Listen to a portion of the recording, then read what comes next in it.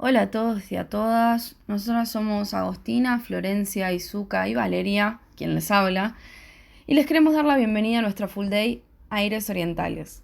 Como ya compartimos con ustedes en alguna ocasión y para quienes no nos conocen, Safi significa origen en quechua, pero ¿cómo se relaciona este nombre con nuestro Full Day?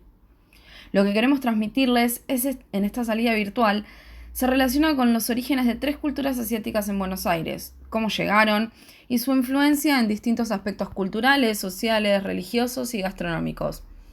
Vamos a hablar un poco también de por qué estas personas provenientes de China, Corea y Japón decidieron venir a la Argentina en el momento en que lo hicieron. ¿Qué pasaba en sus países? ¿Qué pasaba en el nuestro?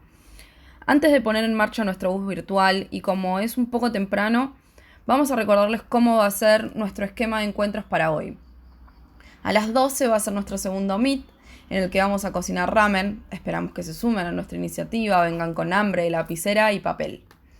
A las 15 vamos a dar una vuelta un poco más relajada por el barrio chino, en la que vamos a tener en pocas cuadras todas las temáticas: religión, gastronomía y choque de culturas. Nuestro último encuentro va a ser a las 17 y después de pasear por el Jardín Japonés y el Museo Nacional de Arte Oriental, vamos a jugar un poco con todo lo aprendido. De todas formas, quédense tranquilos que unos minutos antes de cada meet les vamos a escribir por WhatsApp para que nos encontremos en horario y nadie se quede abajo del micro. Dicho esto, ya mismo arrancamos este recorrido virtual dentro de las culturas coreanas, chinas y japonesas. Recuerden mantener sus micrófonos silenciados y dejar el foco en la pantalla que va a estar mostrando la presentación para poder mejorar la experiencia virtual. ¿Bien? Ok, vamos. Estamos seguras de que todos alguna vez probaron comida china, coreana o japonesa, o que visitaron el barrio chino o el jardín japonés. Pero, ¿alguna vez se preguntaron sobre el origen de estas comunidades en Buenos Aires? Para comenzar a contarles un poquito sobre esto, tenemos que mencionar a las distintas oleadas migratorias que llegaron a nuestro país provenientes de estos tres países. La primera colectividad en llegar al país fue la japonesa, en pequeñas cantidades a partir de los primeros años del siglo XX, como consecuencia de las inestabilidades relacionadas con la Primera Guerra Mundial. Si bien al inicio los barcos japoneses llegaban a puertos del sur brasilero, muchas personas comenzaron a migrar a la Argentina, principalmente a Misiones, donde existe una de las comunidades japonesas más grandes del país. A partir de la década del 60, fueron los migrantes coreanos quienes comenzaron a llegar al país, concentrándose en la ciudad de Buenos Aires. Recientemente, además de las asociaciones, han surgido gran cantidad de institutos como el Centro Cultural Coreano que difunden diferentes manifestaciones de la cultura coreana y su idioma. Esto se debe al interés de los argentinos por conocer la cultura, especialmente desde la explosión del K-pop entre los jóvenes a nivel mundial.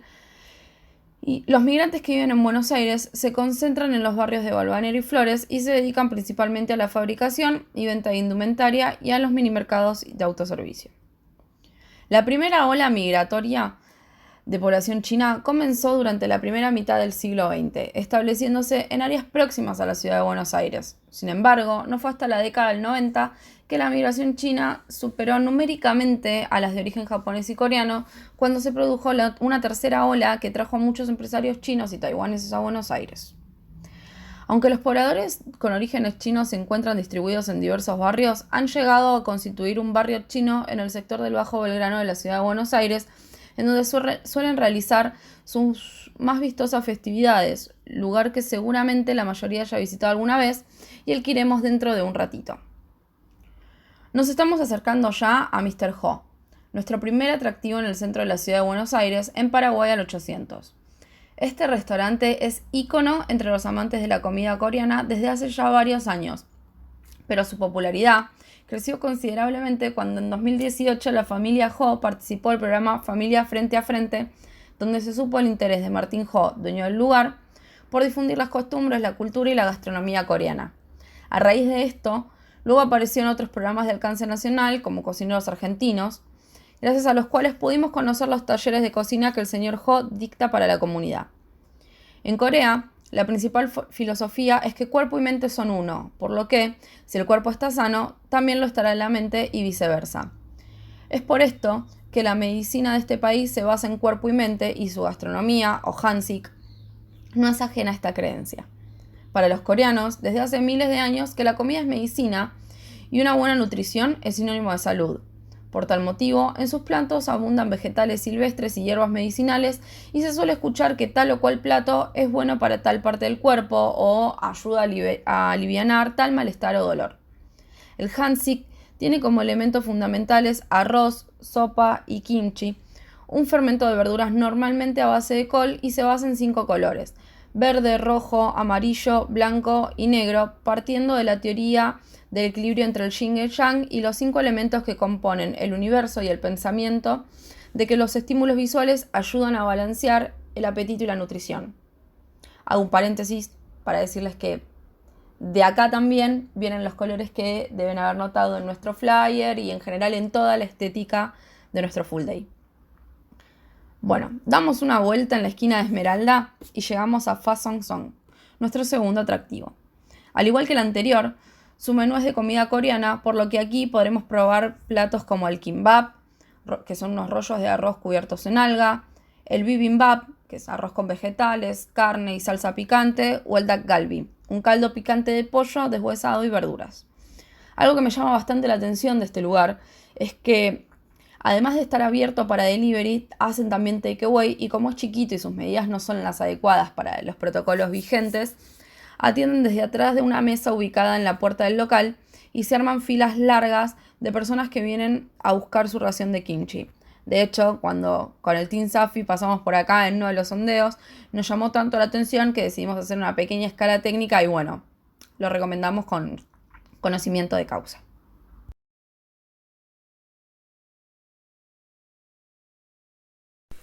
Dejando atrás sitios gastronómicos coreanos, nos vamos a adentrar un poco más hacia esta cultura visitando el Centro Cultural Coreano ubicado en Maipú al 972.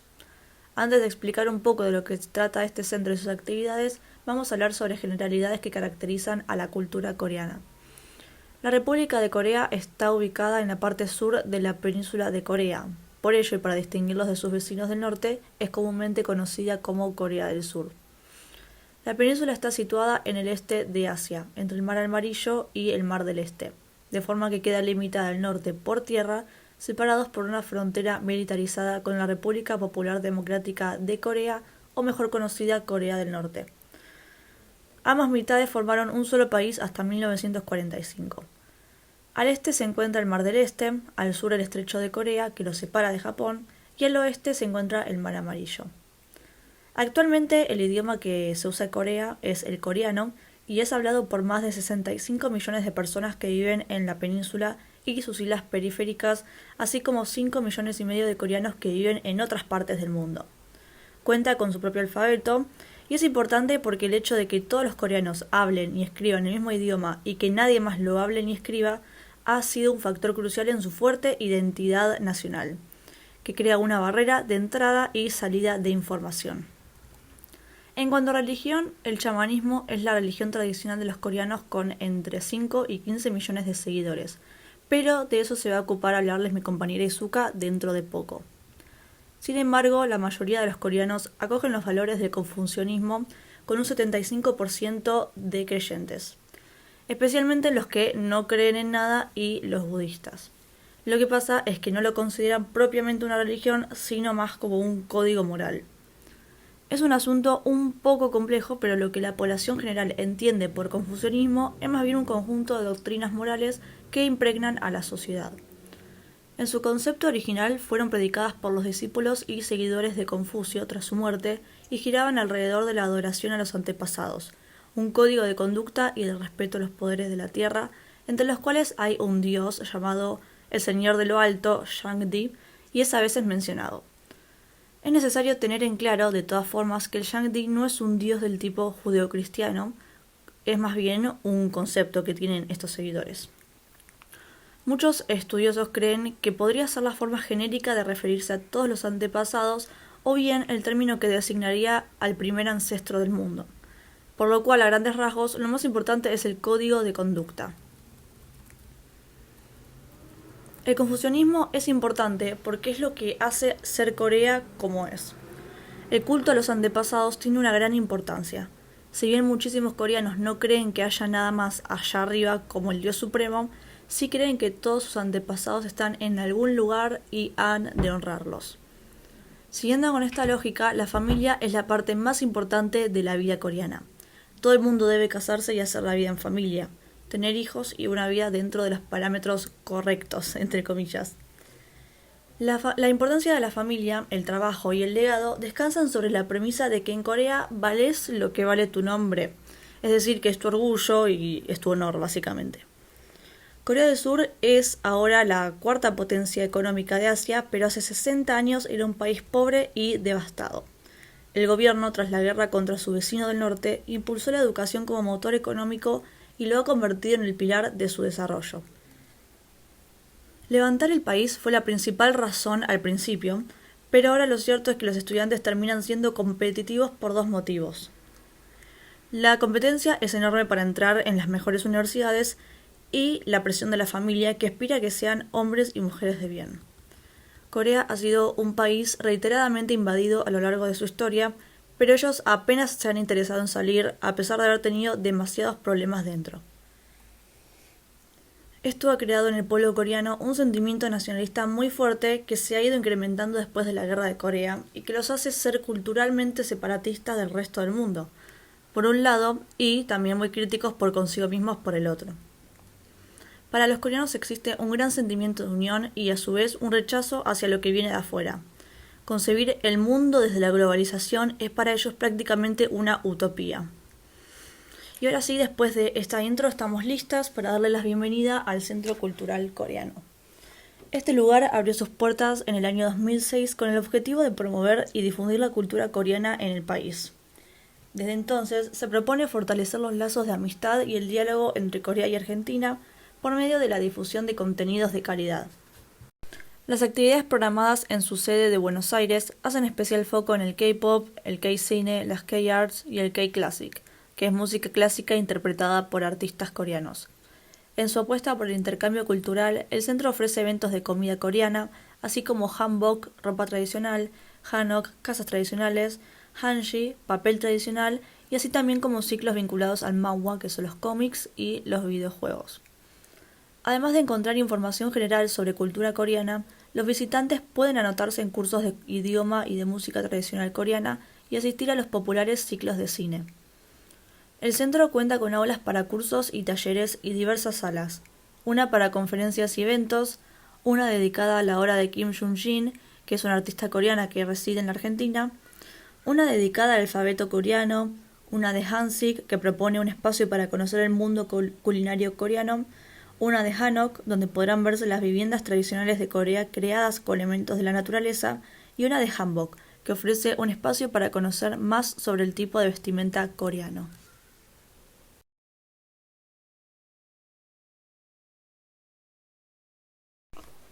Para nuestro cuarto atractivo nos vamos a ir un poco más al norte. Vamos a visitar un lugar relacionado con el archipiélago de Japón, este país compuesto por varias islas, entre las cuales se destacan las islas de Hokkaido, Honshu, Shikoku y Kyushu. Este atractivo es la tintorería Keiko, ubicada en Viamonte al 330, y es acá donde les vamos a hablar un poco sobre la historia de las tintorerías japonesas en nuestra ciudad. La inmigración japonesa comenzó a fluir hacia nuestro país en las dos primeras décadas del siglo XX. Muchos venían de la isla principal del país, pero otra parte lo hacía desde Okinawa, un conjunto de islas más al sur con un clima cálido. Una vez en Argentina, los recién llegados se dedicaron a distintos oficios. Fueron floricultores, quinteros, mucamos y mozos de bar, y entre ellos, la tintorería fue otra de las tantas opciones. El origen de las tintorerías tiene que ver con uno de los mercados de trabajo en el que se llegó a emplear con preferencia a japoneses y japonesas, que fue el servicio doméstico en Buenos Aires durante la década de 1920. Allí aprendieron el oficio y una vez reunido un mínimo de capital, abrían una tintorería independiente. Una vez instaladas las tintorerías, los compatriotas les enseñaban el oficio a los nuevos inmigrantes que venían de las islas. Entre las décadas del 50 y el 60 se vivió el esplendor del negocio, unido al uso masivo de saco y corbata para ir a trabajar y a la obsesión por salir con la ropa impecablemente planchada. Es por eso que nos encontramos en Keiko como ejemplo de todas esas tintorerías japonesas que tomaron lugar en nuestra ciudad Pero, sin embargo, nos gustaría hablar de una tintorería en específico que lleva una gran historia detrás, la tintorería Yafuso. Durante más de 30 años funcionó en una pintoresca esquina de Villa Crespo en Araoz y Velasco. La familia Yafuso era conocida en todo el barrio por su impecable trabajo de lavado y planchado, pero decidió cerrar sus puertas. Para alegría de los vecinos, el local no permaneció vacío porque Fabián Yafuso, el hijo del famoso tintorero, reabrió el lugar con un cambio muy particular. La transformó en un restaurante de comida japonesa con especialidad en sushi y pescados a la parrilla. Así como Fabián abrió su propio restaurante proveniendo de padres tintoreros, el resto de su familia hizo lo mismo, siguiendo con el legado de los restaurantes. Tal es el caso de su primo Quique Yafuso que, al seguir con su sueño culinario, abrió restos como Haiku, El Quinto y Fucking Bar. El local conserva el nombre original y la misma estética de siempre. Al ingresar, uno se encuentra con diferentes elementos que hacen referencia a la tintorería, como la tabla de planchar, planchas y también varias perchas que se transformaron en lámparas y objetos de decoración. Las paredes tienen inspiración japonesa, como por ejemplo un pequeño cuadro de la gran ola de Kanagawa.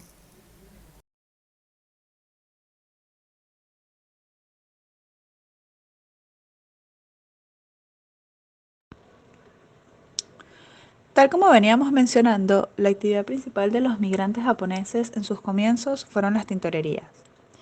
Pero con el correr de los años, a medida que las generaciones pasaron, encontraron otras formas de adaptarse y surgieron canales para transmitir su cultura y revivir su sentido de pertenencia.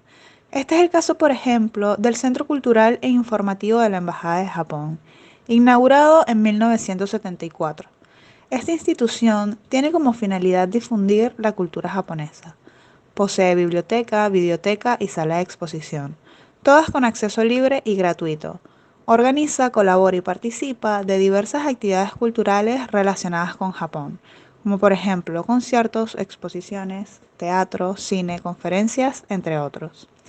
Es una de las mejores formas de aproximarse a ciertas costumbres y tradiciones japonesas, aprender el idioma, informarse sobre becas y conocer más acerca de la relación entre las dos comunidades.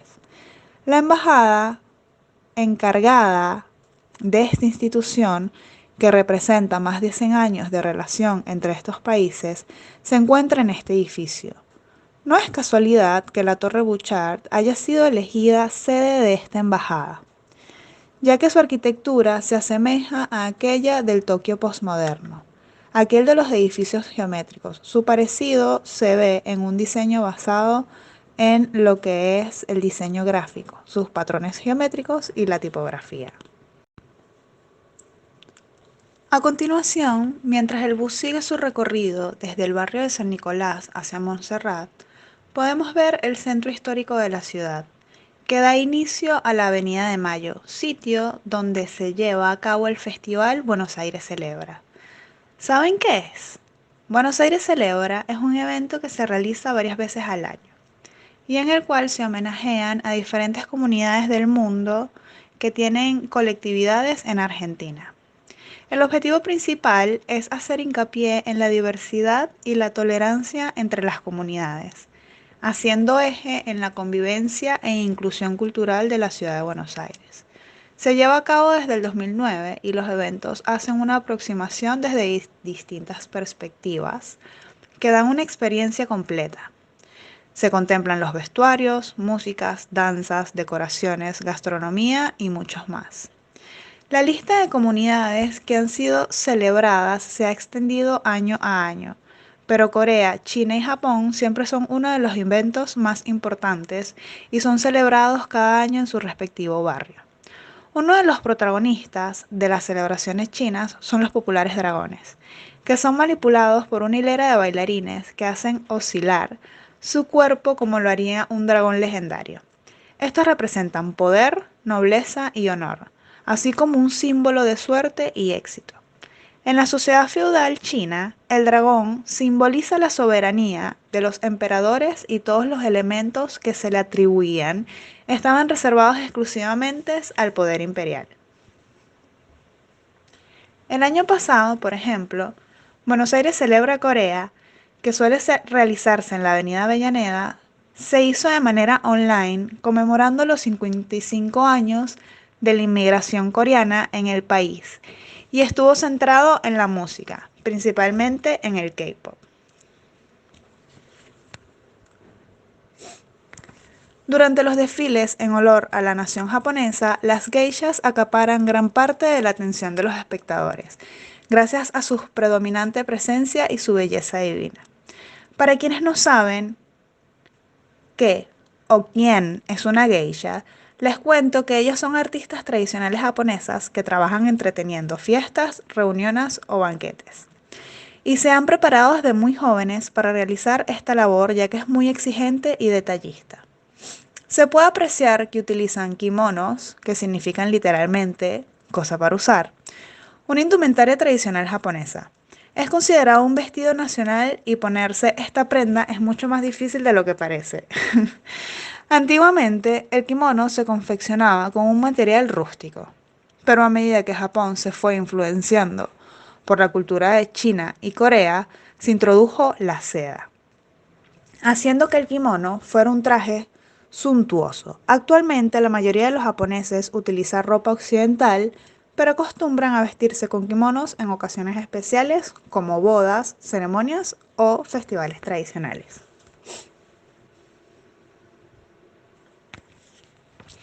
Otro momento esperado por los espectadores de Buenos Aires Celebra de estas tres colectividades es la demostración de artes marciales.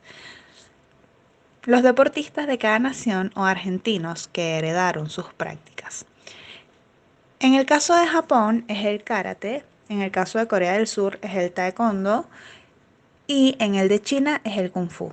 Cada una con su arte marcial representativo logra complementar los desfiles con movimientos audaces y demostraciones únicas.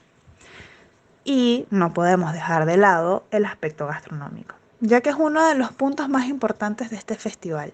Y a su vez, estas tres comunidades se han hecho un lugar respetable en la gastronomía porteña, ofreciendo sus tradiciones a quienes quieran probar un plato original y asiático. Esto significa generalmente arroz, pescados y mariscos, debido a su cercanía al mar, algas, hongos, etc. Su alimentación es muy variada, tal como pudimos ver con los ejemplos coreanos que nos mostró Vale y en el caso japonés que nos mostró Flor con la tintorería Yafuso. Pero espero que les guste este tipo de comida y quieran aprender, porque todavía nos queda mucho por delante y en este aspecto vamos a estar incluyendo la mejor parte que es cocinar.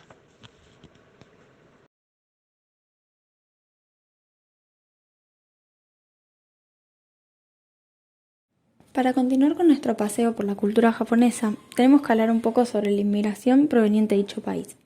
Como vimos anteriormente, los japoneses comienzan a llegar a Argentina en las primeras décadas del siglo XX, impulsados por el deseo de superar la situación de pobreza que se estaba atravesando en Japón. Sin embargo, muchas familias trataron de enviar a sus hijos a estudiar de vuelta en su país natal, pero las que no podían hacerlo, debido a cuestiones económicas, comenzaron a organizar escuelas japonesas en nuestro país para que sus hijos no se quedaran sin estudiar. Las primeras décadas para los inmigrantes japoneses fueron épocas de arduo trabajo, principalmente en las urbes y en las zonas agrícolas, para así poder juntar el dinero necesario y volver a su país natal. Sin embargo, no fue hasta la participación de Japón en la Segunda Guerra Mundial y su consecuente derrota que los inmigrantes japoneses comenzaron a pensar su futuro en Argentina. Ante la imposibilidad de volver a su tierra natal, los esfuerzos comenzaron a centrarse en la colectividad local, reabriendo las sedes de las asociaciones, reorganizando escuelas de idioma y adquiriendo terrenos y casas de propiedad que hasta ese momento arrendaban. Al mismo tiempo, los japoneses que vivían en Argentina comenzaron a organizar campañas de ayuda humanitaria hacia Japón, realizando colectas de alimentos y ropa para enviar a sus conciudadanos y pidiendo también la repatriación de sus hijos que habían quedado varados en Japón durante la guerra. De esta forma, al finalizar la guerra, comenzaron a arribar al país los repatriados japoneses, lo que conllevó una nueva ola de inmigrantes durante la década de los 50 y los 60. Durante la época de posguerra, el gobierno japonés intensificó su política migratoria y firmó tratados de migración con varios países latinoamericanos, entre ellos Argentina, con la intención de descomprimir un poco la situación de pobreza que se estaba atravesando en Japón, como consecuencia de la sobrepoblación debido a la repatriación de miles de soldados y población civil que se hallaban en las colonias japonesas y en los territorios ocupados de Asia. Estos tratados marcaron la migración de posguerra que llegaría de Japón y Argentina, y aunque los que llegaron por vía directa a través del Tratado de Migración argentino-japonés fueron una pequeña minoría, debe decirse que un gran porcentaje de los migrantes de esta oleada formaron parte de la migración planificada por Japón. Por otro lado, no podemos dejar de mencionar que dentro de los japoneses que llegaron a Argentina se encontraba la comunidad okinawense, de la cual vamos a hablar más tarde cuando visitemos el centro okinawense. Sin embargo, nos podemos adelantar un poquito y mencionar que Okinawa constituye en Japón la última prefectura incorporada al territorio del Estado-Nación moderno japonés. Los primeros okinawenses en llegar al país no venían directamente desde Japón, sino que venían desde Brasil, en donde se encontraba una buena parte de la comunidad que había emigrado desde Japón. Estos primeros migrantes, cerca del año 1913, comienzan a llamar a familiares y amigos para que se establecieran en Argentina.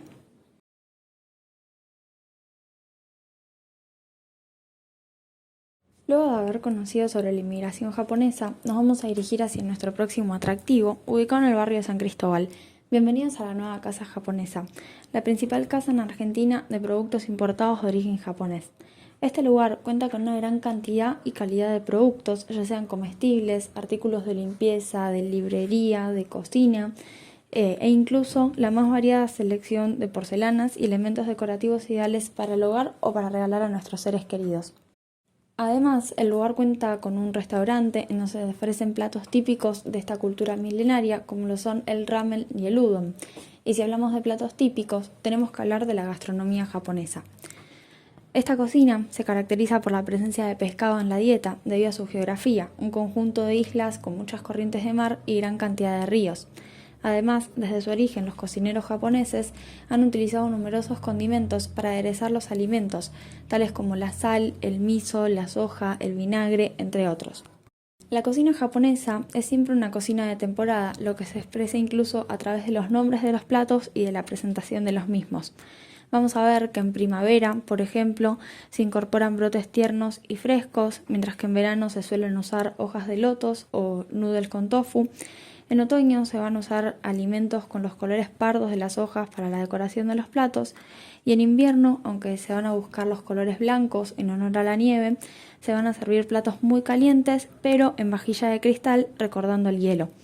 Además, se practica lo que es la organización y la presentación de las comidas a través de cuadros o paisajes relacionados con esa temporada. Otra característica importante de la gastronomía del archipiélago es comer con los sentidos. El olfato, por ejemplo, se va a practicar buscando los aromas al destapar los boles, acercando la nariz como una norma de etiqueta en la mesa. El oído se usa de servir el sake haciendo que golpee en el vaso o el té en la taza. Por otro lado, el gusto es el sentido mucho más importante. Y tenemos que la vista también es uno de los más importantes, ya que es esencial para la presentación y el aspecto de los platos. Finalmente, y no menos importante, el tacto es uno de los que más se valora debido a las texturas en la boca y la comprensión, por ejemplo, de los granos de arroz formando la base de distintas comidas. No debemos dejar de mencionar la importancia de los colores en la mesa, en donde cada uno va a representar algo distinto. El rojo y el amarillo son esos colores que se consideran templados y que van a hacer que los alimentos tengan una mejor apariencia y sean más apetecibles. Por otro lado, el azul y el verde van a expresar la calma y la limpieza, mientras que el blanco y el negro van a expresar el vigor. Por último, ¿escucharon alguna vez hablar sobre las normas que se aplican en la cocina japonesa? Les cuento que a la hora de cocinar se tienen que seguir ciertas normas que van a regir en la cocción y en la presentación de los alimentos, que se van a hacer más o menos estrictas en función de la ocasión y la formalidad de la comida. Por lo general, en los platos se busca la armonía de todos los ingredientes y la correcta presentación de los mismos, para lo que se tienen que seleccionar los alimentos correctos.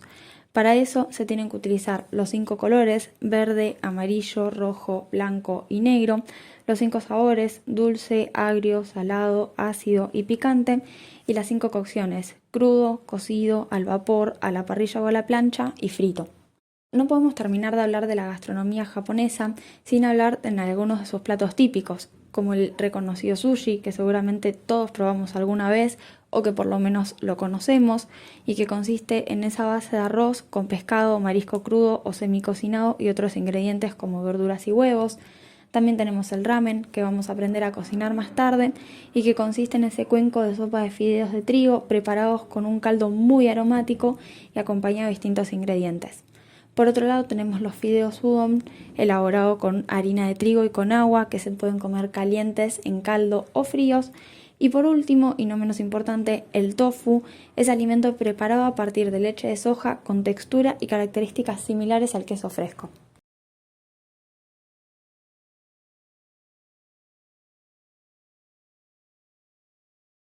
Recién, Agos nos contó acerca de las migraciones japonesas y, como bien nos dijo, la comunidad de Okinawa fue la primera en llegar desde Japón hasta nuestro país y hoy en día conforma casi un 80% de las 30.000 personas japonesas que viven aquí. Okinawa fue la última prefectura incorporada del Estado moderno japonés, siendo antes un reino independiente dedicado al comercio y localizado al extremo sur del ahora archipiélago de Japón. Visto que tanto su lengua como sus costumbres originales son muy distintas a aquellas estandarizadas en Japón en el siglo XIX, la incorporación al Japón moderno se dio a partir de un proceso de asimilación muy duro y traumático. En el nuevo orden, su población se vio empobrecida, visto que pasó a depender principalmente del cultivo de azúcar, por lo que sus habitantes comenzaron a emigrar hacia otras zonas del país, Estados Unidos, Sudamérica, Taiwán, Manchuria, Filipinas y otras islas del Pacífico Sur. La llegada a la Argentina de los primeros inmigrantes provenientes de Okinawa data, según distintos registros, de entre 1908 y 1913 y se debió en parte a las condiciones recién mencionadas en su lugar de origen y por otra parte a los beneficios que tenía establecerse en la Argentina por aquel entonces. Quienes ya estaban asentados fueron llamando a familiares y amigos de sus poblados y hoy en día existe en nuestro país una federación de asociaciones de okinawenses o Sonshinkai, algunas de las cuales poseen sede propia con actividades culturales, deportivas y recreativas. Es por esto que nuestro tour desde casa por Buenos Aires japonesa llega al centro okinawense, inaugurado en 1991 sobre la avenida San Juan, casi en la esquina con avenida Jujuy. Aquí se brindan talleres de danza, artes marciales, cocina, gimnasia, origami, ikebana, idioma, pintura y canto, que son tanto para sus asociados como para la comunidad en general. También existe en el lugar un restaurante de comida típica de Okinawa y un salón principal con capacidad de 500 personas para la realización de actos y festivales escolares que aprovechan tanto colegios y escuelas como centros de jubilados. Sumado a esto, durante el verano se dan clases y talleres para personas de la tercera edad en su campo deportivo ubicado en Parque Leluar. Desde el centro okinawense en Buenos Aires nos despedimos de esta primera salida para verlos nuevamente a las 2 en Google Meet, en un encuentro en el que vamos a aprender no solo desde la teoría, sino desde la práctica, ya que además de contarles sobre distintos aspectos de algunas culturas orientales, vamos a cocinar el típico ramen japonés. Les recordamos estar atentos al grupo de WhatsApp y volver en horario, ya que este micro virtual sale siempre puntual.